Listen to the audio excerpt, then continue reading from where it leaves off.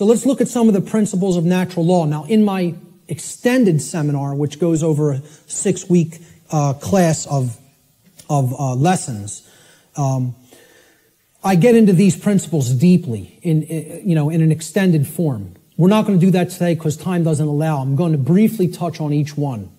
Okay? The word principles, let's define it. Principle comes from the Latin noun principia. Principia means first, foremost, leading, chief, or most necessary.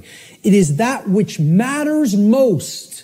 It is the first things that must be understood before anything else can be understood. Principles have to come first. And this is the problem. Our society does not put principles first. It puts trivialities first, and we're no longer a society that even cares about principles or first things.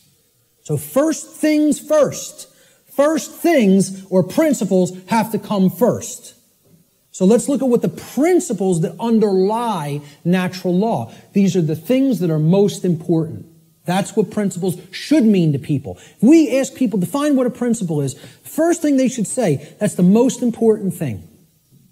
The most important thing in my life. Now, when in the natural law seminar, we did a homework assignment, we asked people what the most important thing was to them.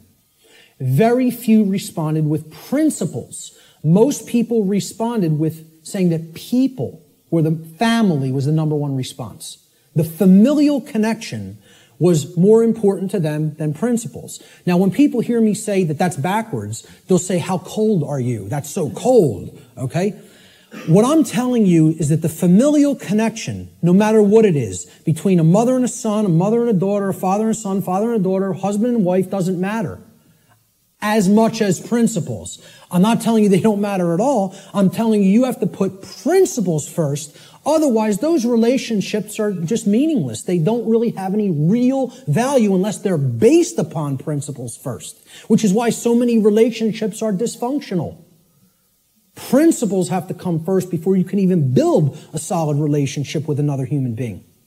So, let's look at what some of the principles of how natural laws work first before we can actually find out what the expressions of these laws are in our lives, which will be the next section.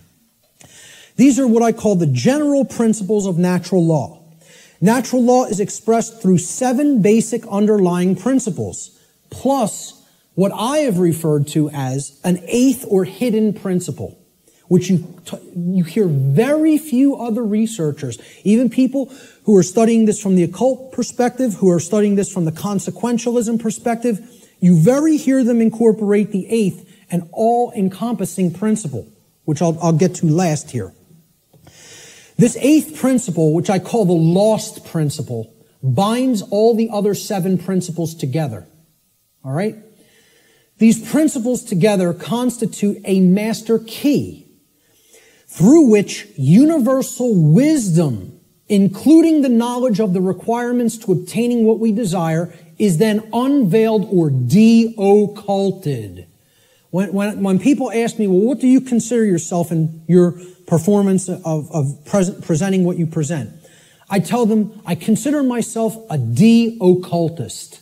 I'm no longer an occultist. I'm a de-occultist. I'm attempting to take this information out of hiding. It's been hidden. The hiding of it is destroying the fabric of our society and putting us into bondage. It needs to come out and be non-hidden. It needs to be unveiled and shared widely and freely with anybody who's capable of accepting it and comprehending it now. Because we're not in a position where we could wait longer. We're at the precipice. Okay? There is a moral obligation to bring this information to the public now. Okay? So, I consider myself a de-occultist. One who takes things out of hiding and presents them openly. These are the 7 general principles of natural law. Many people who have studied some variants of occultism may recognize these as what are known as the Hermetic principles. Hermetic essentially comes from Hermes. Hermes Trismegistus, the thrice great one, as he was referred to in the ancient Greek mystery traditions. Okay? He was considered a messenger of the gods. He brought the wisdom of the gods down to humanity. Okay, in the ancient Egyptian and Cometian traditions, he was the scribe of the gods known as Thoth. All right, he has other incarnations as well. But the Hermetic tradition is named such because it's hermetically sealed, like natural law is. Natural law is hermetically sealed. It is binding principles that are immutable. They are laws that are in operation that cannot be changed. Hence, they are hermetically sealed. So, these 7 general principles, they are mentalism, correspondence, vibration, polarity, rhythm, cause and effect, which is a huge one, which we'll be getting into, and gender. So I'm going to briefly describe what each of these are and what they are about. The principle of mentalism states that the all, everything in creation, is actually a manifestation of mind. The all is mind. Okay, what this means is everything that happens has to be a result of a mental state which preceded it. Everything. For anything to exist, thoughts had to form first, and then they formed the physical reality after. The universe itself is a mental construct of the Creator. Thoughts lead to the manifestation of things and events. Thoughts create conditions. Thoughts create things and conditions. They cannot just magically manifest themselves. Thought comes first. Thoughts create our state of existence and the quality of our experience here on earth, ultimately. Therefore, be responsible for everything. We should be responsible for everything that we create by being responsible for that which we think. Because the thought processes are what are driving the behaviors. People behave the way they do because they have certain belief systems embedded in the mind and running like a program. Their thoughts and their emotions are driving their actions. So the behavior is not magically suddenly going to just change. The thoughts and emotions have to change because they're the driving force behind the behavior. That's when reality will change. See, people don't want to hear that, once again.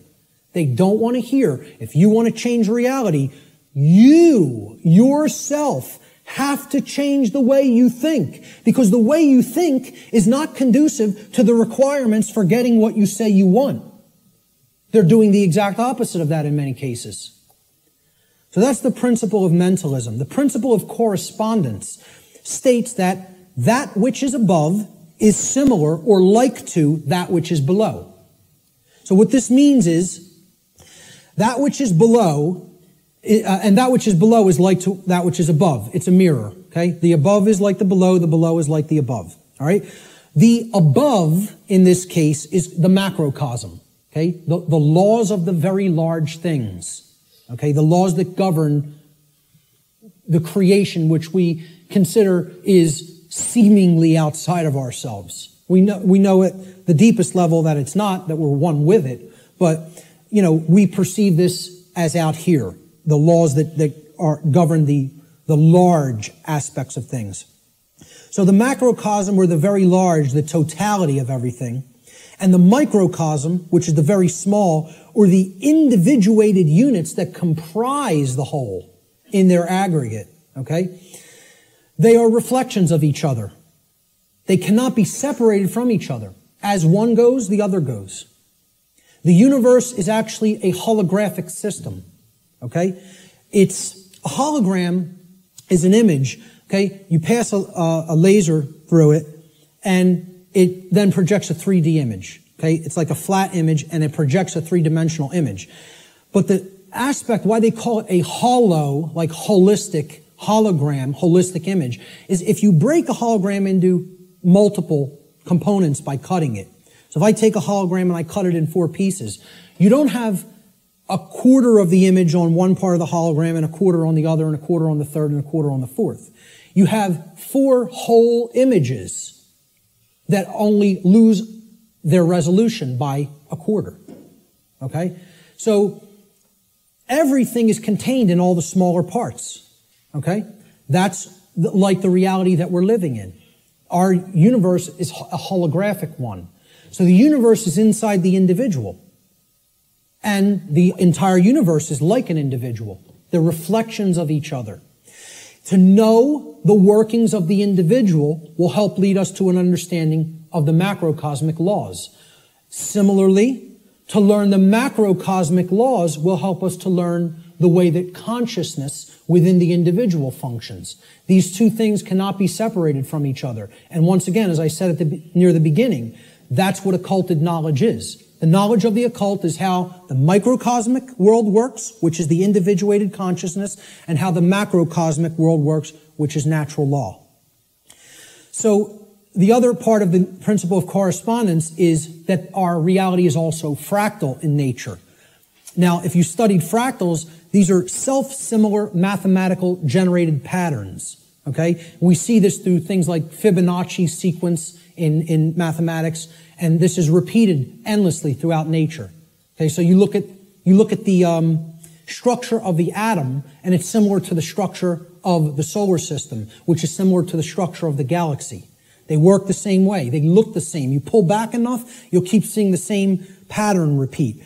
Everybody ever see the movie that was done in, I think, the 1970s or 80s? It's a short, like 10-minute clip. It's called Powers of 10. Has anybody ever seen this? Yes. A couple people. Watch this movie, Powers of 10, and you'll understand what I'm talking about when I say that the universe is fractal in nature. Brilliant movie. It will blow your mind. Real short, 10 minutes long, something like 9 or 10 minutes long. They basically zoom up into the cosmos to show you how everything is self-similar. Then they zoom down into the cells of a human being and in the atoms that comprise the hand and cells of the hand, and show you how everything is similar there. All the way down to the atomic level. Okay? And the subatomic level. So, the universe is both holographic, meaning that the whole is contained in the parts, and vice versa, and it is fractal or self-similar across all scales of its existence. That's the principle of correspondence. The principle of vibration simply states that there is no such thing as rest, as dead or non-motion. Okay? Death, in that sense, is an illusion, because true death would be the cessation of all motion and energy. There is no such thing. It doesn't exist. You cannot go anywhere in creation where something is at complete rest. Okay? And I joke around about this.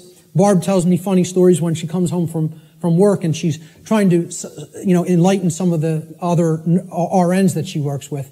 And she was trying to explain to one of the other nurses, that desk has atoms in it, and they're not at rest. They're like in crazy, chaotic motion, especially the, electron clouds of the atom. And if you look at it at a deep enough level, you would see it's like, chaos going on, and it's all kinds of motion happening, seemingly at random. And the other nurse goes, Barb, you're so crazy.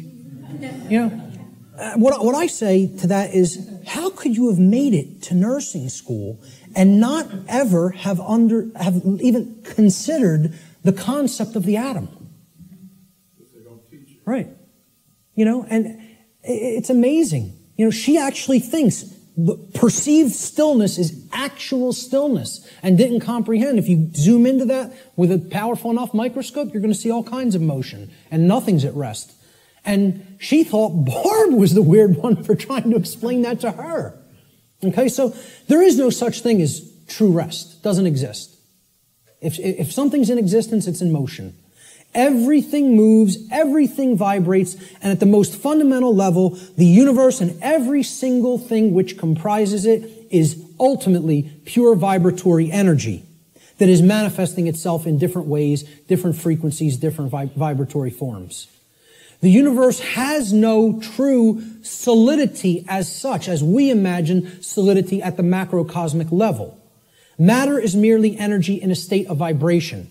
And what this is, if we truly understand this, and many sciences are now finally really understanding this and trying to propagate this knowledge out into the public, we will come to the understanding that this is a spiritual construct for experience to be gained, to have an experience and learn and grow in consciousness. That's what the purpose of this whole thing is for, So nothing is truly solid.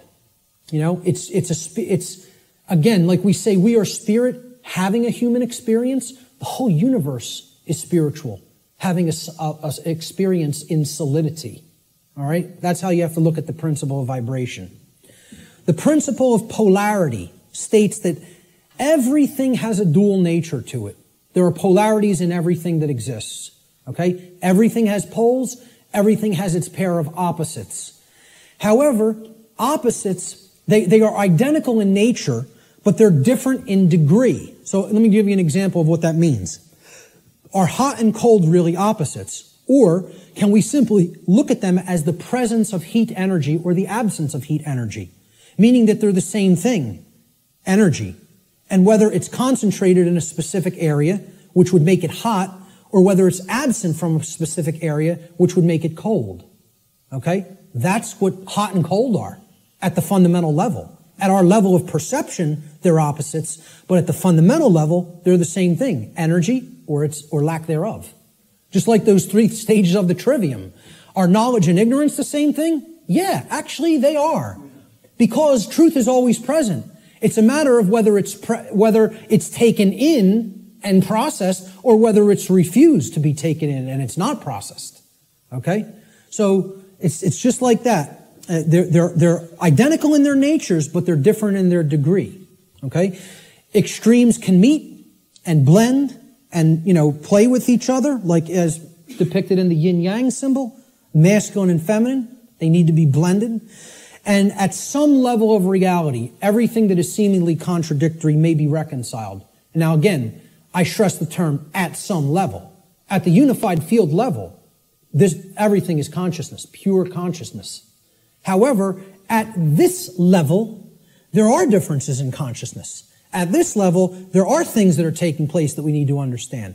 At this level, there are things that we need to set right and rectify, because it does matter. It does matter. Okay? So, again, be careful with some of the New Ageisms that get put out there. Yes, can all paradoxes be reconciled? At some level. In this realm, we need to have our feet on the ground in the physical domain. This is the concept in the Hermetic tradition, which is where a lot of this understanding derived from. Out of ancient Egypt, what was known as Kem, the land called Kem, was what the actual Cometians referred to it as. The word Egypt is a bastardization of the capital, the Greek pronunciation of the capital city of Kem, which was Memphis at one point. And that city was referred to as Hygeptos in Greek. And that became Egypt in English. But the original name for Egypt was Kem. That's simply called black or dark in their language. It was the black land. And we get the word alchemy, which means, again, from. Okay? It means from the black land. Al-Kemet, which is where alchemy comes from. And that means out of darkness, this knowledge will come and bring light. Because a lot of these mystery tradition teachings do come from Kem. And also the people who took it from Kem and started to propagate it in other areas were the Greeks in the Greek mystery traditions. And again, there was light sides and dark sides to all these mystery traditions.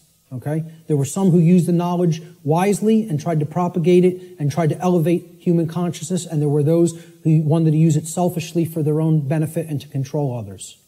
So, my point was that in the Egyptian mystery tradition, I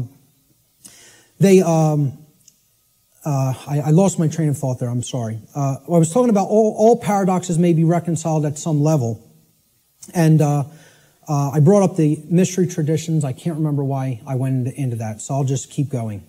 Let's look at the principle of rhythm. Everything flows out and in. Everything has its tides. All things rise and fall. Okay, so everything has a rhythm to it or a swing to it. There's tendencies that exist in energy. The pendulum swing manifests in everything that we undergo, everything that we perceive. The measure of the swing to the right is the measure of the swing to the left. It's just an opposite. It's perceived as an opposite. Rhythm will compensate. Now, how this should be understood when we are talking about natural law is many people will say, well, that's just the way the tendency is moving us. It's just the way the tide is taking us, right? But that's not really accurate. Okay? We can't look at these things as that the rhythms are set in stone and it has to be this way now. Right? One of the things that a lot of the Hermetic tradition taught regarding these laws, these principles, were they can be overcome by higher levels of consciousness. Okay? This one was one of them. Rhythm is a principle that is a tendency for something to swing a certain way. Let's liken it to genetics. You know, if you look at some newer biology, a lot of modern biologists are suggesting consciousness plays into whether a gene activates or not and expresses a certain condition. Well, this is the same way. There's something that can be done about the swing or the tide. Okay? Let's look at it as you have a boat. You want to row the boat out to sea, right? You have to get past the tide. You have to get past the breakers and the waves. And if that tide's really strong at high tide, it's going to be very much more difficult. You're going to have to expend more energy to get it out to sea. If, however, you were taking it when the current's moving out to sea, okay, there's a flow that's moving outward deeper into the ocean, and you start rowing that boat then, you're going to be able to do it much more easily. Okay, so if there's winds pushing along a plane, it's going to have to expend less energy. It's going to get there more quickly, okay, because it's adding to the energy. If, however, you're flying against the wind, you got to expend a lot more energy. It's just a tendency. You can still get to where you want to go. You may just have to exert more effort. Right now, we're in a tendency of things are not flowing, okay? It's an ebb, all right? And it's something that needs to really have more energy put into it if we're going to resist the tendency. It doesn't mean nothing can be done about it. It doesn't mean it can't be overcome. It means at the time we're living in, okay, we want to make this motion go in this direction, but its tendency is to move in this direction. So more will is required at this time to move the consciousness. At other times, the consciousness may be flowing in a positive direction, and it may take much less energy in order to move that consciousness forward. However, we're not living in that time. We are living at what many researchers have called the Kali Yuga, or the age of darkness and destruction. You know, this is the point that resists the flow in consciousness the most. And it's going to take an enormity of effort to break down these pre-existing belief systems that don't serve who we are. So that's the principle of rhythm. This is the principle here in natural law that most fits in with how I'm using the term natural law today, cause and effect. Many people, again in the New Age community, don't want to believe that there's causes and effects, and that effects are driven by causes that, you know, come first and then manifest conditions. So the principle of cause and effect simply states that every cause has its effect and every effect has its cause. Every single thing that occurs happens according to law. All right? Chance is a name for law, a law not recognized. There are many planes of causation, but nothing escapes the law. So again, is there free will? Yes, there is free will. But is there free will to ignore law without consequence? No, there is not. That's the limit of free will. Free will is operating within boundary conditions that I'm referring to as natural law. It's a series of laws, actually. Okay? Free will operates within these parameters or boundary conditions that cannot be exceeded or gone beyond without consequence. Oh yeah, you can break natural law. Yes, you can break it. But you cannot break it without consequence.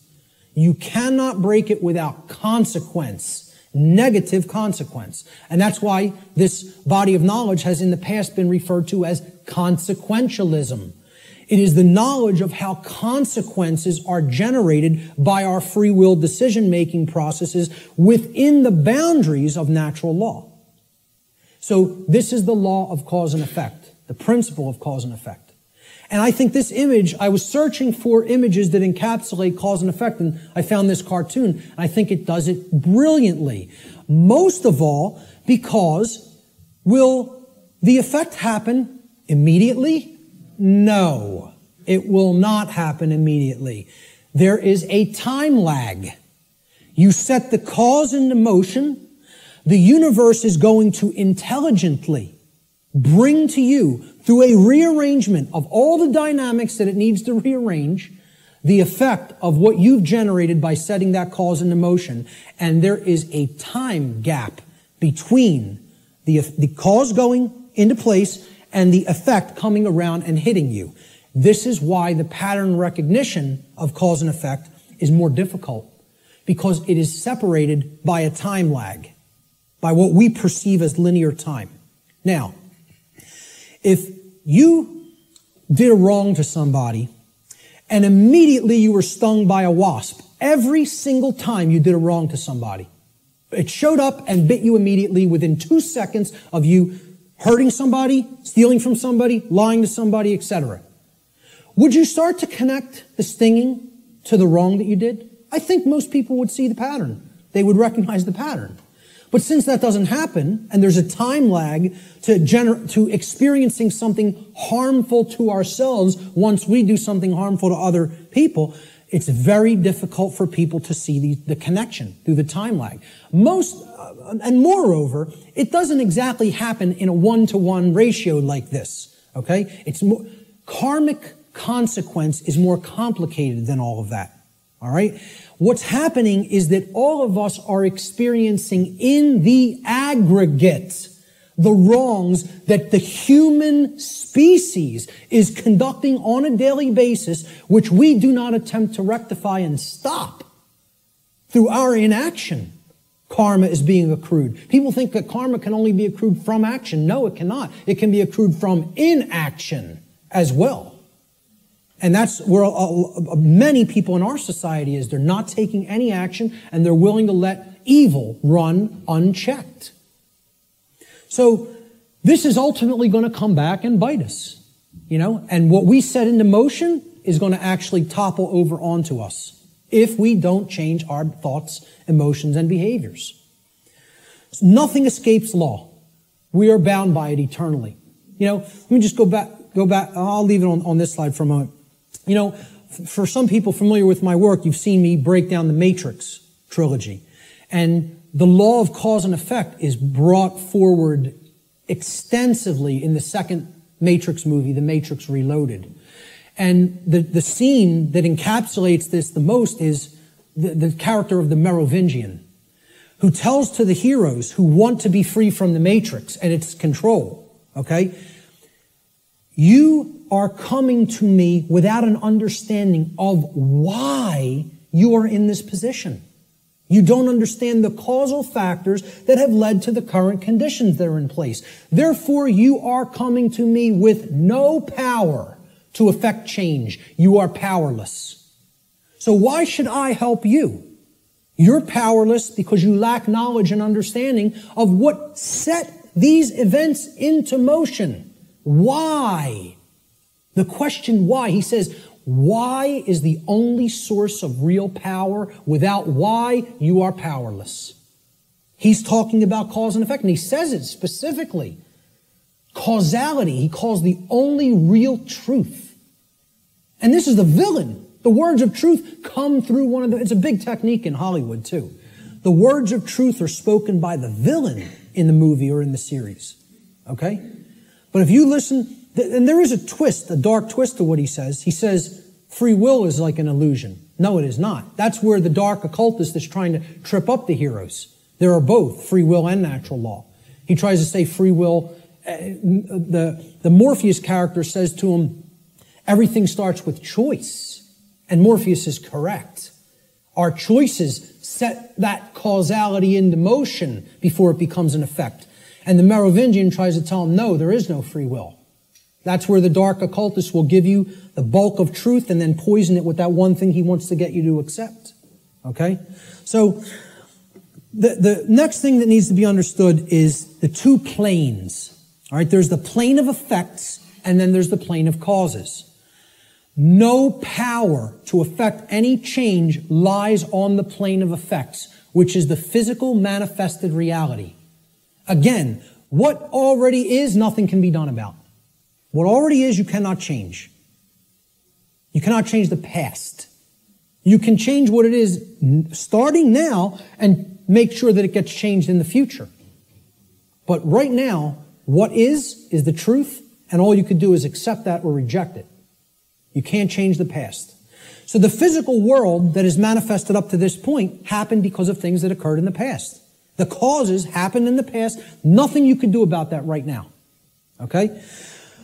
The plane of effects, or the physical world, is where manifested realities have already occurred, have already taken shape, have already formed due to their underlying causal factors.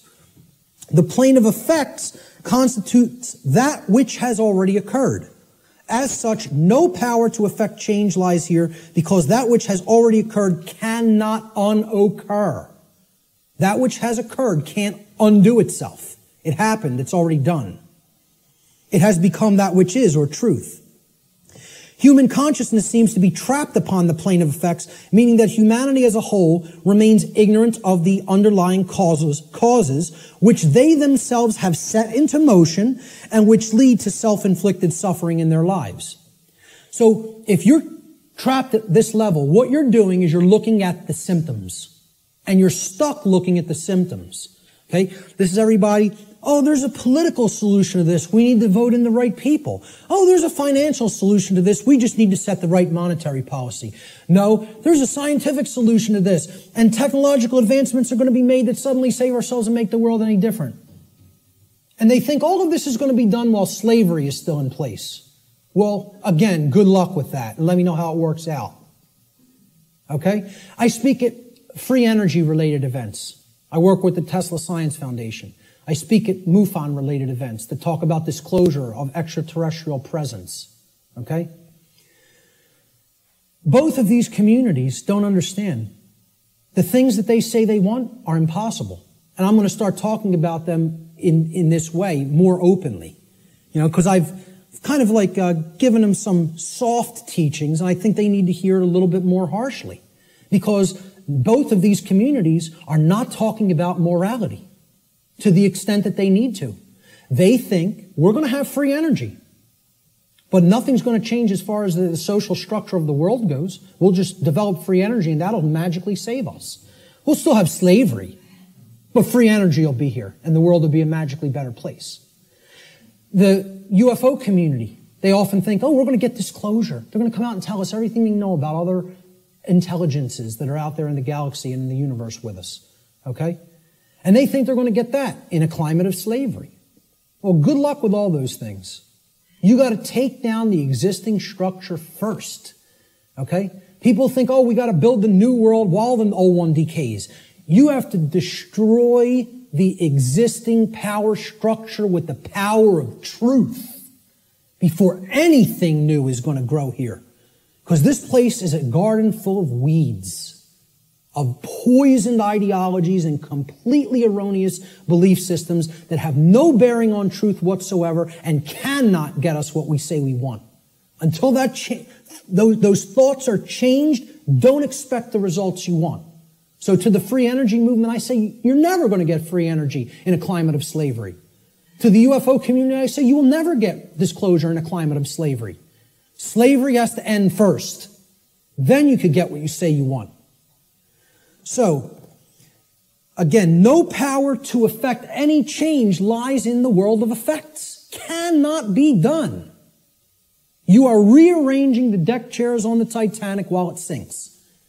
You're not creating any change doing those things because the underlying causes aren't changing. And the underlying causes are how we think, how we feel, and how we behave. And no one wants to look at that. They want to think all those things can stay in place and I can magically get what I want. I want to keep my hand over the fire, but I don't want it to burn and blister. Well, enjoy. See, find out what you get when you do that. Because that's what we're doing when it comes to natural law. So let's look at the plane of causality. This is the other plane. This is the mental realm, the mental world. Again, according to the law of mentalism, the first principle of natural law, everything that manifests must first manifest in mind before it can manifest physically. So again, if the plane of causality is the mental world that's generating the causes in mind, Okay? Everything is happening there first, and then it is trickling down to the physical domain. It is manifesting in the physical domain only after it has manifested in the mental world. The plane of causality is where causes are set into motion prior to those causes manifesting as formed realities in the plane of effects. This plane of causality constitutes the causal factors, the why, which underlies and precedes all manifested things and events. All power to effect change lies on this plane of reality. Human consciousness must move away from the plane of effects and to the plane of causality in order for human beings to understand the causal factors of the conditions which they are collectively manifesting in their lives. Only then will humanity be able to co-create their shared reality on a conscious level, meaning with an understanding of how natural law operates, rather than on an unconscious level, meaning that we don't understand how natural law operates. And I just look at it in a simple graphic, in a simple, chart or graph. This is the higher realm. This is the world of causality, the mental world, the why, the underlying causal factors, okay, that precede conditions which are manifested. This is where our consciousness has to go, because this is where all power to effect change is at, in the understanding of why that manifested to begin with. So these are the symptoms. This line could be looked at as the diagnosis. You have to make that diagnosis and get to the underlying causal factors that lead to the symptoms. Okay? The plane of effects, on the other hand, meaning the physical world, is the manifested realm. That which has already occurred, that cannot be undone. At least in the present moment. You could start in the present to undo it in the future. But as far as the present moment and all moments in the past go, you're not changing that. That's truth. That's what is. Okay? That's already manifested. You can't change it. No power to effect change lies in continuously analyzing the symptoms. You got to do that long enough that you know where the problem's at. You've made the diagnosis. Now you can get to the causal factors and start going to work changing those causes. Okay? Unfortunately, this plane, the plane of effects, seems to be where human consciousness in the aggregate is trapped. It can't seem to get past there. Even if it recognizes the problem, it wants to keep describing the problem. It wants to keep describing the prison. It doesn't want to look at the causal factors because it's afraid of what the causal factors are. It doesn't want to acknowledge the causal factors lie in how we think, feel, and act, and until those things are changed, the external manifestation cannot change. That takes responsibility. The final principle of the 7 principles of natural law, at least the formalized ones, are gender. Again, I'm going to talk about an 8th lost one. Gender exists in everything. Everything has its masculine and its feminine components or principles. We've already seen that when it comes to the human brain, consciousness, worldview, etc. Gender manifests on all planes of existence. Spiritual, mental, physical, everything. Okay? Very simple concept. What I want to briefly talk about is mental gender. Mental gender is the state of coexistence between the masculine and feminine aspects of the mind. Again, we've already looked at this. We looked at the breakdown of the physiology of the brain, at least of the higher order part of the brain, the neocortex.